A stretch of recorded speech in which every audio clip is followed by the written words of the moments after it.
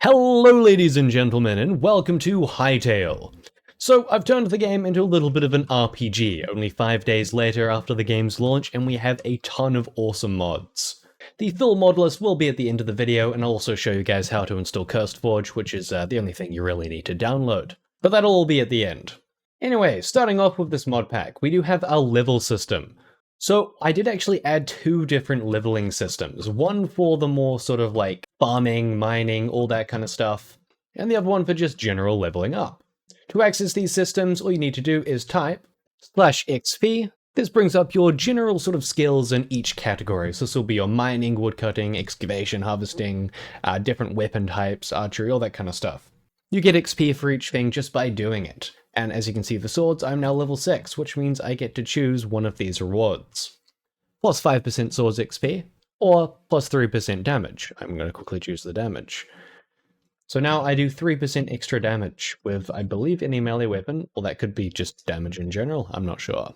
And our other glorious leveling system, you just type in chat LVL for sort of short for level, and then GUI. This brings up a separate system. This is your just normal level. Also has a bit of a leaderboard system if you want to play with friends. But essentially, you can just assign stats. If you want more health, you can add it all into your health. Like that, and you just click save. Or you can put it into defense. So this will be percentage damage reduction, or damage just to increase your overall damage. So my damage should be increased by 5. I did this earlier, I have an extra 20 HP. And yeah, so those are your basic sort of leveling systems that we have in the mod pack. Now we have actually added some more instances, so like bosses and other stuff like that, but I'll quickly go for weapons. So first off, we are using a mod called Endgame and QOL.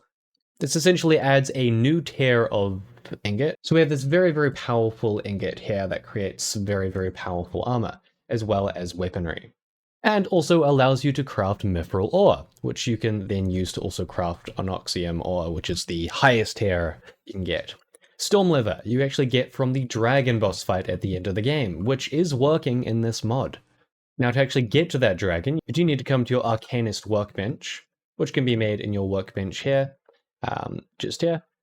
And you just need to make an ancient gateway and a dragon spire weld. Once you have made those, you can place them down on the ground like that. Hold your fragment in hand, press F, and then summon portal.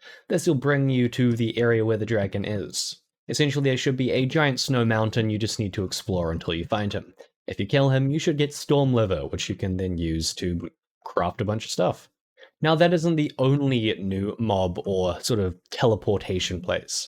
We also have the Fortress of the Undead from Young's High Dungeons. So essentially this will bring you to a dungeon. A very, very cool one. We also have the Dreadwade and the Windrider Valley. I have no idea if these are working, if there are bosses here, but I can confirm Dragonspire and the Undead Fortress do work in these mods. Now, of course, as you can see, we do have some much more powerful melee weapons. But that might not be your style. You might want more magic. For that, if you come to your Arcanist workbench, we do have 4 different spellbooks, which are all working. But I will mention, to get them to work, you need to have mana. And to have mana, you need something like this. We have our linen hoods, as well as the rest of the armor just down there. Yeah, so now I've crafted the armor and a spellbook, we should be able to use them. Just like that. Perfect. So essentially, we do have magic in this mod as well, which is also very, very cool. Now that's the main things of the mod, the rest I'll let you guys explore yourselves, but that's pretty much it. And this is pretty impressive, I would say, considering I think we're like 5 days after the game is launched. But yeah, so let me know if you guys want me to do like a 100 days video or some sort of series on this. But before we head out, I will quickly show you guys the mod list and how to download CursedForge. Now, in order to install mods, you do need a program called CursedForge. Well, not necessarily, but it's a lot easier.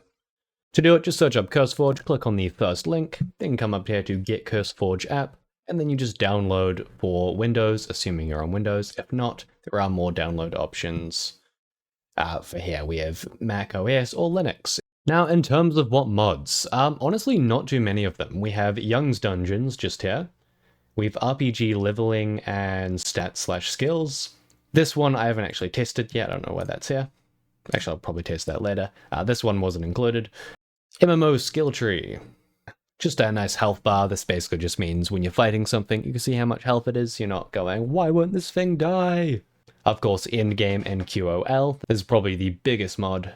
No cubes, undead warriors. This basically just means throughout the world, you won't just have easy skeletons, there'll be a few harder ones out there that have roughly 4 times the HP. And then of course the better spellbooks. But that is it for today's video. Thank you guys very much for watching, and I'll see you all in the next one. Goodbye.